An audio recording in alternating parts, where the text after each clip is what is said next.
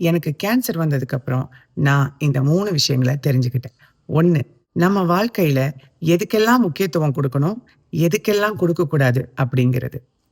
2, நம்மள அவமானப்படுத்தினவங்க மேலயும், நம்மள அசிங்கப்படுத்தினவங்க மேலயும் நமக்கு நெறைய கோவம் இருக்கும்.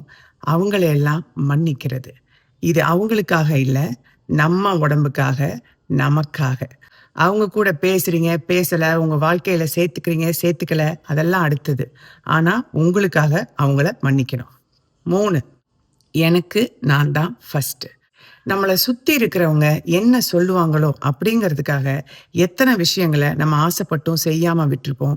எத்தன ஆசைகள நமக்குள்ள புதைச்சிருப்போம். ஒரு சின்ன நெயில் பாலிஷ் போட்டுக்கிற விஷயமா இருக்கட்டும், இல்ல நமக்கு என்ன டேலண்ட் இருக்கு, அத வச்சு நம்ம என்ன செய்யலாம், எப்படி முன்னுக்கு வரலாம் அப்படிங்கிறதா இருக்கட்டும்.